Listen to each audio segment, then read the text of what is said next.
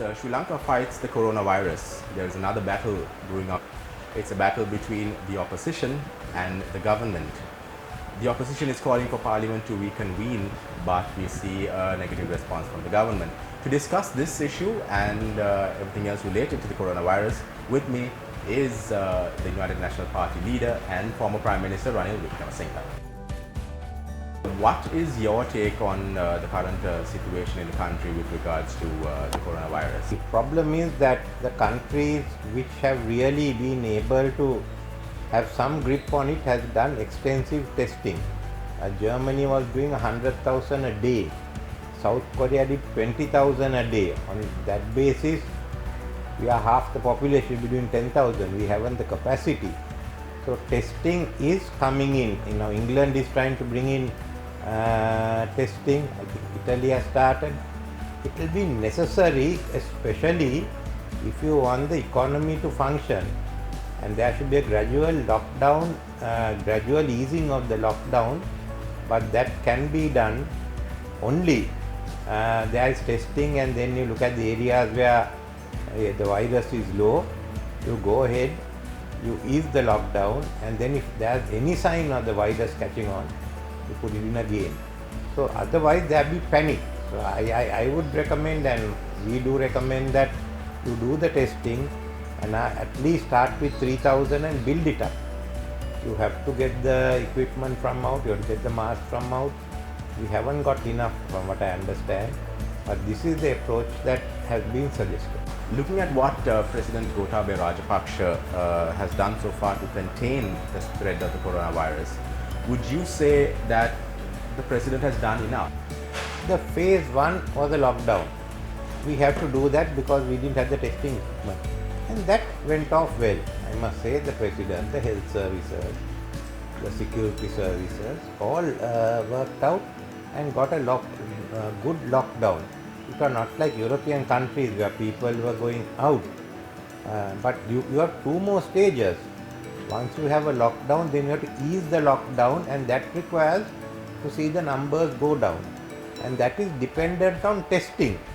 Now I think the second stage, they will be judged on how they test and whether they can get all this equipment that is required from a large amount, 500,000 to a million testing kits onwards, so that you are ready for this and for the second or the third round. Now that's the round that we are engaged in, and we would like the government to succeed. That's why we are asking for testing. Then the third one, this is not only a health related issue, this pandemic, it's also economic related. For the first time, all economic activity has come to a halt. So the question is, how do we restart economic activity here? How do we handle it? Because we have to depend on exports, on overseas employment, on tourism.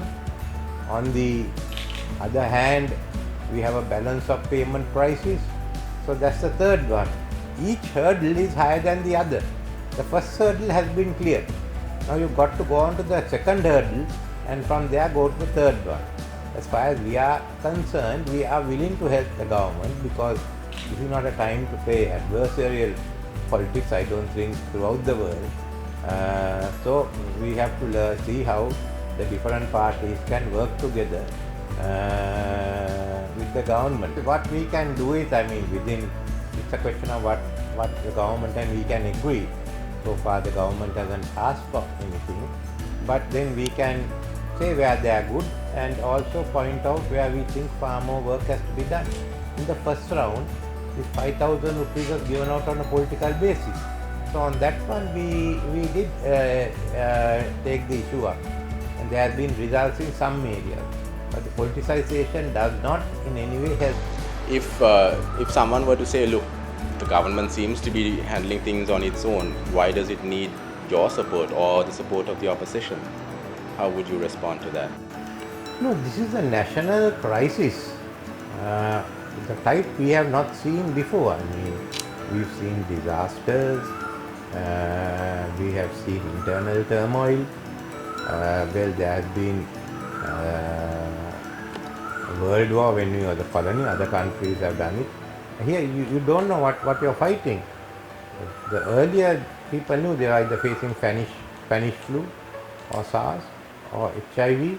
So it's a completely new situation, and it's not only here but in the rest of the world also.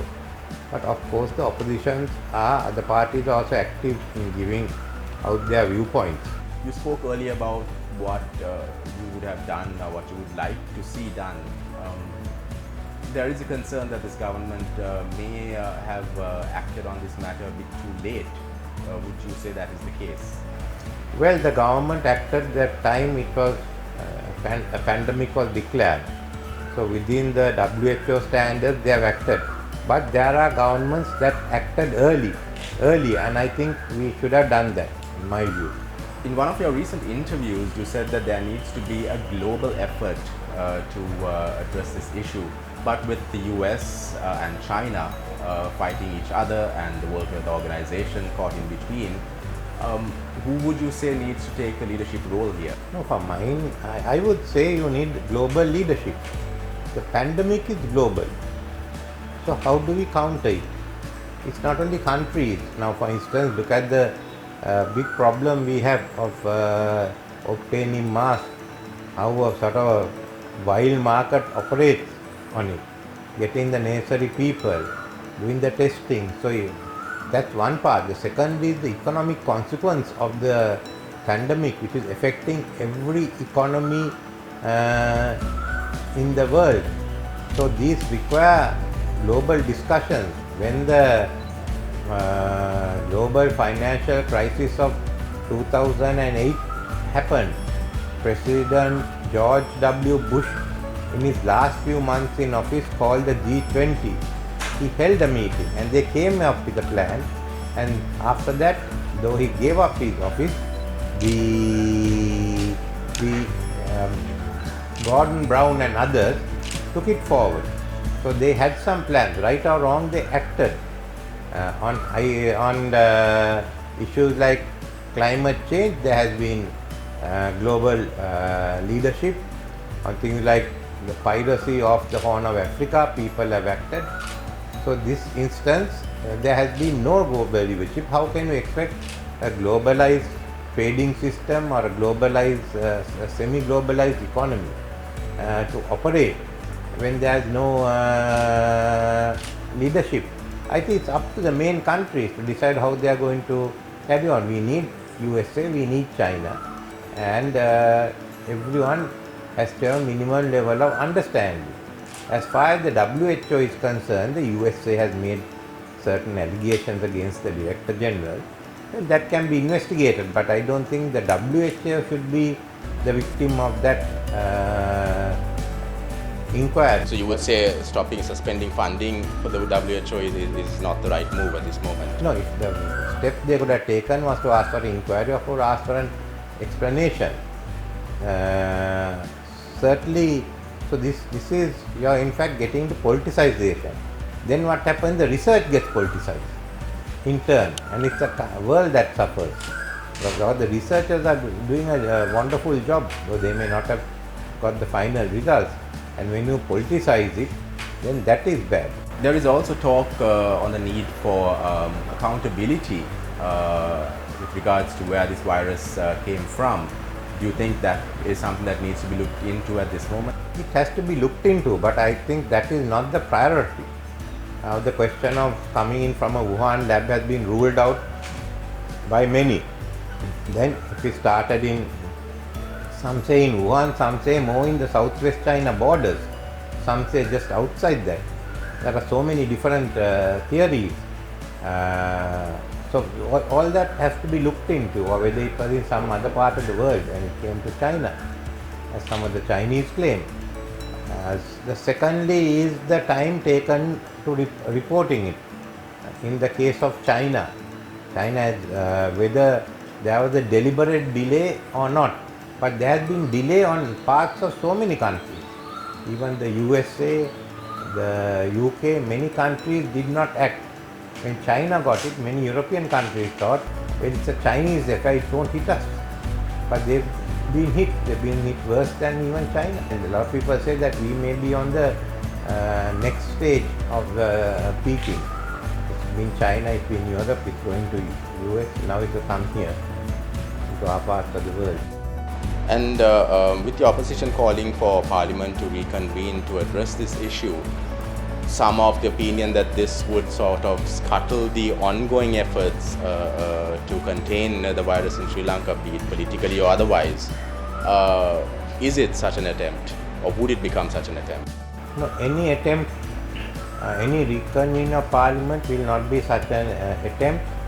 I am of the view, and my party, that it should not be the conventional way. You should not be meeting 4 times a week either. People are fed up of that, I must say, and they don't want politics to take priority here. But to discuss some of the major issues, it may be necessary for Parliament to convene, but in a reformed way. You have only about 20 members who are selected by the Speaker on a proportion to the members present, and you must try and sort of conclude everything in an hour.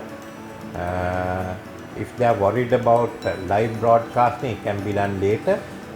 The issues also have to be discussed, and parties must come together. So there are some issues for as far as the UMP is concerned.